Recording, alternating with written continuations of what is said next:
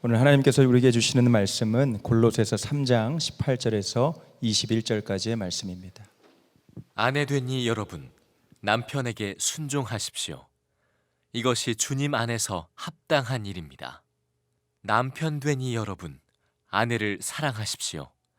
아내를 모질게 대하지 마십시오. 자녀 되니 여러분, 모든 일에 부모에게 복종하십시오. 이것이 주님을 기쁘게 해드리는 일입니다. 어버이 되니 여러분, 여러분의 자녀들을 격분하게 하지 마십시오. 그들의 의기를 꺾지 않아야 합니다. 오늘 설교를 통해서 여러분들의 가정에 행복의 문이 활짝 열려지게 되기를 축복합니다. 이 골로새서 3장 18절에서 21절 말씀은 바로 우리의 가정의 행복을 위하여 주시는 말씀이기 때문에 그렇습니다. 가정은 하나님께서 우리의 행복을 위해서 친히 만드신 것입니다. 그런데 안타까운 것은 가정에서 행복을 경험하지 못하는 사람이 너무나 많다는 겁니다. 교회를 다니는 사람들 중에도 그렇습니다. 참 죄송하지만 그 이유는 우리 자신이 너무나 이기적이기 때문에 그렇습니다. 이기적인 것은 타락한 가장 강력한 본성입니다. 우리는 결혼도 내 행복을 위해서 하고 가족조차도 나의 행복을 위해서 존재하는 것처럼 생각하는 것이 우리의 생각의 뿌리입니다. 그 정도로 우리는 아주 지독한 자기중심적이고 이기적인 생각을 가지고 삽니다. 그래서 우리 스스로가 가정을 불행하게 만드는 겁니다. 가족들끼리인데도 계속 서로 상처를 주고받고 끊임없이 불평불만하고 항상 우울한 마음을 벗어나지 못하고 그리고 가정이 깨어지는 일도 생기는 겁니다. 우리가 예수님을 믿으면 바로 여기서부터 구원을 받습니다. 더 이상 나 하는 이기적인 욕망에 의해서 살지 않고 하나님이 나를 얼마나 사랑하시는지를 알게 되었으니까 나 위에 십자가에 죽으시고 그리고 내 안에 오셔서 나와 하나가 되어주신 예수 그리스도의 십자가의 복음을 알고 나면 더 이상 나의 행복을 위해서 살지 않게 됩니다. 이제부터는 나는 죽고 예수로 사는 자가 됩니다. 내가 예수님 안에서 누리는 이 행복을 다른 사람에게 나누어 주고 살게 되는 겁니다. 그것을 사도 바울은 위의 것을 추구하라, 새 사람으로 입으라 이렇게 표현을 한 겁니다. 예수를 믿으면 우리가 영원히 살고 영생을 얻습니다. 근데 그것만 아닙니다. 삶이 완전히 바뀝니다. 그 완전히 바뀌어진 삶을 새 사람을 입는다고 표현을 한 겁니다. 그런데 이렇게 변화된 우리의 삶이 어디서 가장 먼저 경험되느냐 하면은 가정입니다. 그럴 수밖에 없지요. 그죠? 내가 예수님으로 옷 입고 사는 새 사람이 되었다면 가족들이 가장 먼저 알게 되죠. 그래서 사도 바울이 새 사람을 입으라 그렇게 말씀하시고 바로 그 다음에 가족에 대하여 말씀하고 계신 겁니다. 우리가 예수님을 믿고 새 사람을 입으면 가정에서 가족을 대하는 우리의 태도가 완전히 달라집니다. 첫 번째가 아내는 남편에게 순종하게 됩니다. 사도 바울은 18절에 아내에게 남편에게 순종하십시오 라고 말했습니다. 이 말씀은 무슨 뜻이냐면 아내가 더 이상 남편에게 나를 행복하게 해주세요 이런 말 안 하게 됐다는 뜻입니다. 예수님을 정말 믿고 예수님을 마음에 정말 영접했고 그 예수님으로 인하여 행복해졌기 때문에 이제는 오히려 예수님의 눈으로 예수님의 마음으로 남편을 보게 된 겁니다. 남편에게서 행복을 얻으려고 하는 게 아니고 예수님의 마음을 품고 남편을 보게 되니까 남편을 순종하게 되는 것입니다. 이것이 18절 하반절에 주님 안에서 합당한 일입니다 이렇게 표현했습니다. 그러니까 남편에게 순종하는데 그것이 주님 앞에서 합당하다는,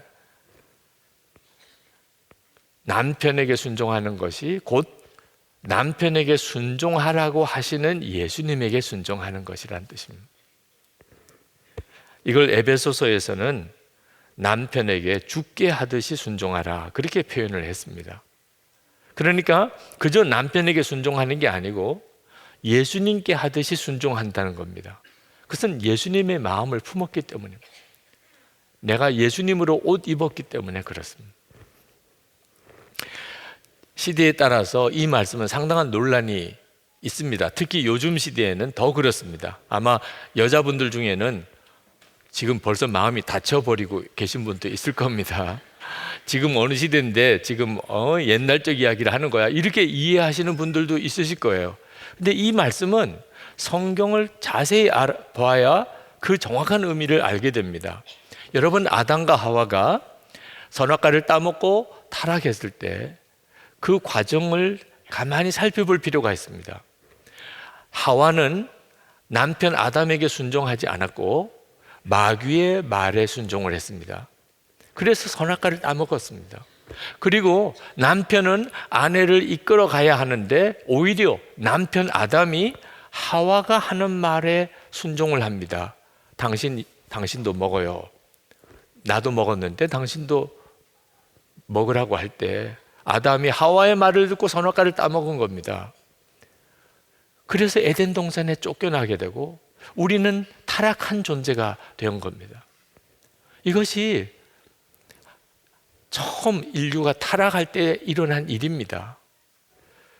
그 사실을 정확하게 알아야 오늘 아내에게, 남편에게 순종하라, 이것이 죽게 합당한 것이라고 하는 말씀이 무슨 의미인지를 알게 되는 겁니다. 우리가 예수를 믿게 되면 타락에서부터 다시 회복이 됩니다. 그 회복되어지는 모습이 아내가 남편에게 순종하는 겁니다. 남편은 아내의 순종을 통하여 하나님이 나를 얼마나 존귀하게 여기는지를 알게 됩니다. 그래서 그것이 남편에게 기쁨이 되는 거죠. 아내가 남편에게 순종하는 것이 죽게 순종하는 것이 되어야 순종이라고 그랬습니다. 어느 목사님이 이런 고민을 이야기하시더라고요. 아내 되는 사모님께서 말씀을 많이 한대요. 이것도 이야기하고 저것도 이야기하고 또 계속 이야기하고, 그리고는 항상 당신이 그럼 결정하세요. 결정 못 하겠더래요. 네. 아내가 하자는 대로 해야 더 이상 이야기가 없어. 끝까지 이야기를 해요. 그리고 당신이 결정하세요. 이건 주께 순종하는 게 아닙니다. 우리가 주님께 그렇게 할 수가 없잖아요. 그죠? 우리가 정말 주님께 순종하게 되는 것은 남편을 보는 눈을 새롭게 열게 됩니다. 예수님으로 살게 되면서부터 남편을 주님의 눈으로 보게 됩니다. 그래서 남편에게 순종하게 되는 겁니다. 그것은 남편을 말할 수 없이 기쁘게 만듭니다. 이따금 어떤 분이 저에게 어떤 것에 대해서 칭찬하는 말을 듣습니다. 칭찬을 듣는 게 나쁠 건 없지만 제 마음에 그렇게 크게 기쁘지 않습니다. 왜냐하면 내 실상을 알고 나면 아마 달라질지 몰라, 그렇게 생각하니까. 진짜 나를 모르니까 저렇게 말씀하시지. 그런데 어느 날 아내가 저를 칭찬하면 이건 완전히 차원이 다른 문제입니다. 아내는 제 모든 걸 알고 있습니다. 제 허물도 또 제 부족함도 다 알고, 내가 모르는 것까지 다 알고 있습니다. 그런 아내가 저를 칭찬했다. 황홀한 일입니다. 황홀. 네. 그때 그 느낌을 뭐라고 표현을 해야 할까? 주께서 저를 귀하게 여기는 것을 아내를 통해서 경험하는 것입니다. 둘째로는 남편이 아내를 사랑하게 됩니다. 사도 바울은 남편에게 아내를 사랑하십시오, 19절에 그렇게 말했습니다. 이 말도 무슨 뜻이냐 하면 남편이 더 이상 아내에게 나를 행복하게 해달라고 하는 말을 하지 않게 됐다는 뜻입니다. 이미 예수님 안에서 그는 진정한 행복을 발견했습니다. 그리고 이제는 그 행복을 아내에게 주고 싶은 겁니다. 이제는 예수님의 눈으로 아내를 보고 예수님의 마음을 품고 아내를 봅니다. 그러면 예수님께서 아내를 얼마나 사랑하시는지를 반드시 느끼게 되어 있습니다. 그래서 예수님께서 하시듯이 아내를 사랑하게 되는 겁니다. 남편의 사랑과 예수님의 사랑은 질적으로 다릅니다. 이것을 에베소서에서는 명확하게 말씀하기를, 에베소서 5장 25절에 남편들아 아내 사랑하기를 그리스도께서 교회를 사랑하시고 그 교회를 위하여 자신을 주신 같이 하라, 그렇게 말씀했습니다. 예수님이 교회를 어떻게 사랑하셨습니까? 주님이 우리를 어떻게 사랑하셨나요? 우리가 지은 죄를 예수님이 대신 지시고 십자가에 죽으심으로 우리를 향한 사랑을 확증하셨습니다. 그러므로 예수님이 우리를 사랑하신 것은 죄를 대신 지는 것입니다. 그렇게 남편이 아내를 사랑하라는 거예요. 다시 말하면 아내가 잘못했을 때, 아내가 허물이 있을 때 그걸 누가 책임지죠? 남편이 책임지는 거예요. 이것을 성경이 말하는 남편의 사랑입니다. 여러분, 이 말씀도 아담과 하와가 타락했을 때 그때로 돌아가야 정확한 의미를 이해할 수 있습니다. 아담과 하와가 선악과를 따먹고 그리고 하나님 뵙기가 두려워서 숨었습니다. 하나님이 아담을 불러냈습니다. 그리고 아담에게 물었습니다. 너 도대체 무슨 일을 저질렀느냐? 그때 아담이 뭐라고 대답했습니까? 당신이 나에게 준 그 여자가 시켜서 먹었습니다.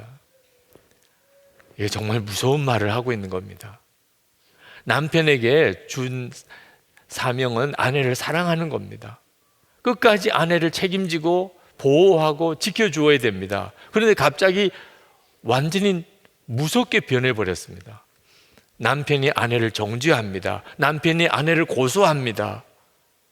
그래서 타락한 이후에 깨어진 가정의 불행이 시작이 되는 겁니다. 남편들이 아내를 평가하고 남하고 비교하고 그리고 잘못했다고 핀잔하고 비난하고 정죄하고 그러면 아내는 설 자리가 없게 됩니다. 가장 두려운 것입니다. 19절 하반절에 아내를 모질게 대하지 마십시오. 도대체 어떻게 하는 게 아내를 모질게 대하는 겁니까? 남편이 아내를 평가하고 비난하고 그리고 정죄하고 고소하고 하는 것입니다. 아내의 모든 것을 다 알고 있는 남편입니다. 아내는 도대체 어디에 숨어야 합니까? 남편이 그렇게 하면 아내의 심정은 어떻게 되는 것입니까?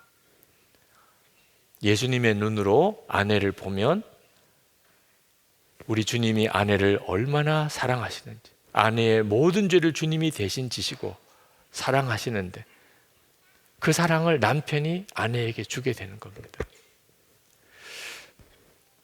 많은 남편들이 자기가 아내에게 모질게 하지 않았다고 생각합니다. 나는 그런 남자 아닙니다. 그런데 몰라서 하는 이야기입니다.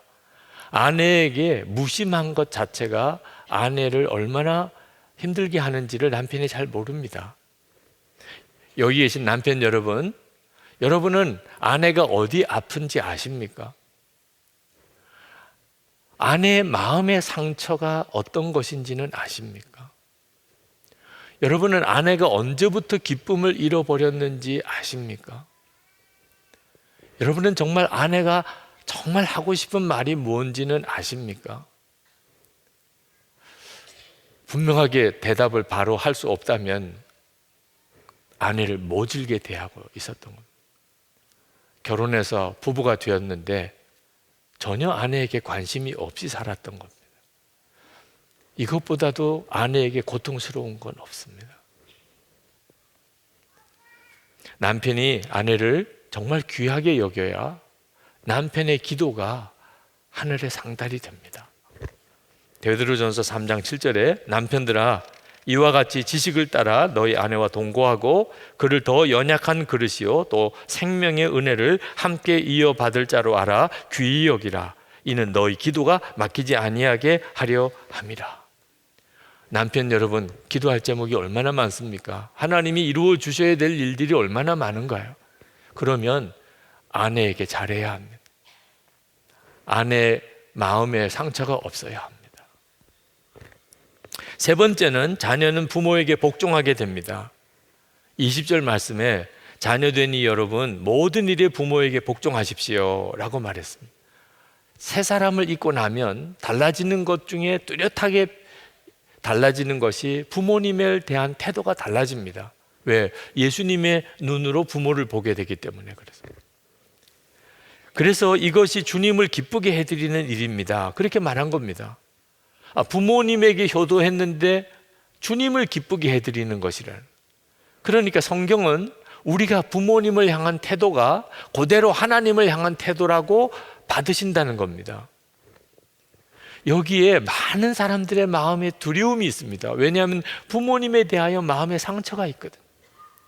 어려서부터 자라나는 동안에 부모님이 혈기를 부린 일, 돈하며 서로 싸운 일, 어릴 때 내 마음을 충분히 이해해 주지 못한 것, 차별한 것, 부모로부터 받은 마음의 상처가 마음에 남아있기 때문에 부모님에 대한 정서가 복잡합니다. 그래서 부모님에게 모든 일에 복종하기가 어렵습니다.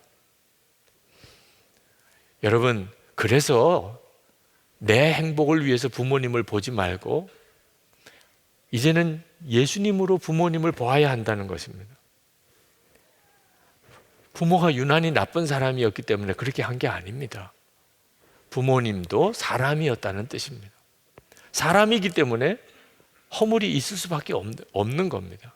자, 입장이 바뀌어서 자녀된 여러분은 부모님에게 다 잘했습니까?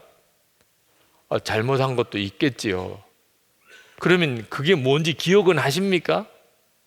내가 부모님에게 잘못한 것은 하나도 기억이 안 납니다. 그냥 있었겠지.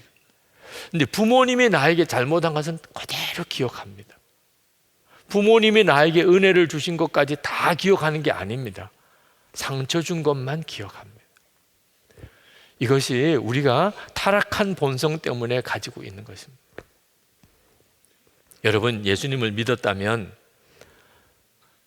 그러면 부모님과의 관계에 막힌 것을 해결해야 됩니다. 왜? 하나님의 복을 가로막고 있는 거예요. 하나님으로부터 오는 복의 문을 닫아버린 채 아무리 열심히 살면 뭐합니까? 우리가 부모님에게 복종하면 하나님이 복을 주십니다. 여러분, 이 비밀을 절대 놓치면 안 됩니다. 우리가 부모님으로부터 받은 상처 있다 할지라도 주님 안에서 얼마든지 해결받을 수 있습니다. 예수님은 내가 부모님으로 받은 상처를 능히 치료하실 수 있는 분이십니다. 십자가의 그 은혜로 이제는 우리가 부모님을 대해야 하는 겁니다. 부모님을 공경하지 못하면서 아무리 열심히 살아봐야 헛일입니다. 하나님은 아무 역사를 행하실 수 없는 겁니다. 네 번째로 부모는 자녀를 격분하게 하지 않게 됩니다. 21절에 여러분의 자녀를 격분하게 하지 마십시오. 여러분, 자녀들이 왜 부모에게 화를 내고 격분합니까? 부모가 이기적이니까, 부모가 자기만 생각하니까. 그러니까 자녀들이 격분하는 겁니다. 요즘은 아이를 갖는 것을 대단히 꺼리는 그런 풍조 속에 삽니다. 우리 사회 전체의 심각한 문제죠. 아마 오늘 이 예배에 참여한 여러분들 중에도 그런 생각을 가지는 분들이 있을 겁니다. 자녀는 나를 불편하게 한, 내 행복의 질을 떨어뜨린다. 자녀가 하나님의 축복이라고 생각하지 않는 겁니다. 그게 어디서부터 온 생각이죠? 철저한 자기중심, 내 행복만을 생각하는. 그러니까 자녀의 존재가 임신을 계획하지 않은 임신을 딱 하는 순간에 마치 무슨 저주가 내린 것 같은 생각. 그것 때문에 우울해하고 부부끼리 싸우고, 하나님이 자녀의 복을 주셨는데 그걸 그렇게 싫어하고 그것 때문에 싸우기까지 하는 일이 기가 막힌 거죠. 부모된 이들이 예수 그리스도 안에서 정말 변화되지 않으면 자녀들에게조차 이기적이게 됩니다. 아이가 부모의 기대에 미치지 못할 때, 공부를 잘하지 못했거나 뭔가 어디 가서 뭘 제대로 해내지 못했을 때, 그때 부모가 아무 생각 없이 한 말, 너 때문에 창피해서 못 살아. 자녀의 가슴 속에는 정말 대못을 박는 것입니다. 자녀는 부모의 행복을 위해서 존재하는 것밖에 아닙니다. 여러분, 여기서 정말 해결받아야 합니다. 자녀들은 부모의 모순된 행동과 이기적인 모습과 또 그런 모습들 때문에 화가 나는 겁니다. 우리들 보고는 싸우지 말라고 그래놓고 엄마 아빠는 왜 그렇게 싸우냐면, 우리 보고는 방에 가서 공부하라고 그러니까 엄마 아빠는 왜 드라마를 저렇게 보냐, 우리 보고는 거짓말 하지 말라고 그러면서 왜 엄마 아빠는 그렇게 거짓말을 하느냐 말. 엄마 아빠는 그렇게 화를 잘 내면서 왜 내가 화를 내면 그렇게 야단치냐 말. 그러니까 우리의 자녀들이 우리 마음 속으로 분이 쌓여가는 겁니다. 아동문학가인 오은영 씨가 쓴 동시 순간 접착제라는 시가 있는데 이렇게 묘사하고 있습니다. 며칠째 등 돌리고 지내는 엄마 아빠에게 순간 접착제가 되고 싶어 엄마 손 끌어당겨 아빠 손 끌어당겨 마주 잡게 하려니 탁 뿌리쳐 버린다. 가서 공부나 해. 만날 학원비, 생활비 때문에 다투는 엄마 아빠에게 순간 접착제는 내가 아니다, 돈이다. 여러분, 아이들이 다 알아요. 여러분이 정말 뭘 원하는지 아이들이 다 알아요. 네. 감출 수가 없어요. 함께 데리고 사니까. 그 엄마 아빠의 이기적인 모습, 거듭나지 않은 모습, 말, 생각이 아이들의 마음에 분을 일으키는 거예요. 근데 그 아이가 그것을 드러내면 야단 맞습니다. 네. 아주 무시당합니다. 그럼 어떻게 하지요? 마귀가 아이의 마음속에 들어와서 친구가 됩니다. 감정은 상했고 화는 나는데 표현을 못합니다. 어떻게 하지요? 마귀가 그걸 놓칠 리가 없습니다. 그래서 아이의 마음속에 증오심이 일어나는, 사람에 대한 어떤 깊은 불신이 생기는 겁니다. 죽고 싶고 죽이고 싶은 마음이 불같이 일어납니다. 마귀가 계속 부추기는 것입니다. 더 이상 옳게 살고 싶지 않습니다. 엄마 아빠가 그런데.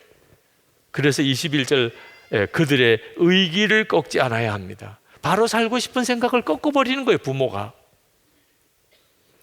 정말 여기서 구원받아야 하잖아요. 우리가 나는 죽었고 예수로 살아야 되는 이유가 거기서부터 우리의 가정에 진정한 구원이 오기 때문입니다. 가정생활에 진정한 행복이 오기 때문입니다. 나 행복하게 해달라고 하는 동안에는 가정은 점점 더 망가집니다. 예수님 안에서 이미 내 행복의 문제는 해결되었다. 나는 죽었고 예수님이 내 생명이 되셨다. 이제는 내 안에 오신 주님으로 남편을 대하고 아내를 대하고 부모를 대하고 자녀를 대하겠다고 여러분이 할 수 있을 때에야 비로소 가정 안에 우리 주님의 역사가 일어나게 됩니다. 순종 못할 남편이 있습니까? 사랑 못할 아내가 있습니까? 또는 복종이 안 되는 부모님이 계십니까? 품어지지 않는 자녀가 있습니까? 여러분, 원인이 어디 있는지 아셔야 돼요. 가족에게 있는 게 아닙니다. 주님과 여러분 사이가 분명한 보험으로 바로 되어져 있지 않으니까 그렇게 된 거예요. 그러니 애매한 가족만 들볶지 말아야 됩니다. 당신 만나서 내가 불행해졌다. 아닙니다. 네. 너 때문에 내가 정말 기쁨이 없어. 그렇지도 않습니다. 내가 진짜 예수님을 믿지 않으니까. 새 사람을 입지 않았으니까. 그러니까 모든 게 꼬여 들어가는 것입니다. 남편에게 복종하기 힘들고 아내에게 사랑하기 어렵다면, 부모와 자녀 사이의 관계에 문제가 생겼다면, 그러면 여러분 주님 안에 가야 됩니다. 언제까지 주님 앞에 있어야 됩니까? 은혜가 속에서부터 흘러 넘칠 때까지입니다. 오늘 우리가 성찬을 합니다. 이 성찬은 주님과 우리 사이의 깊은 은혜를 회복하는, 주님과의 연합을 확인하는 시간입니다. 여러분 꼭 기억하십시오. 이 성찬을 끝내고 난 다음에 여러분은 성찬 받은 남편입니다. 나는 성찬받은 아내, 나는 성찬받은 자녀예요. 나는 성찬받은 부모입니다. 그 점을 명심해야 합니다. 그러면 주님으로 부부를 대하고 부모와 자녀를 대하게 됩니다. 먼저 하나님이 주님과 여러분 사이를 온전히 하나 되게 만드시는 시간을 주시는 겁니다. 은혜가 흘러 넘치게 되기를 축복합니다.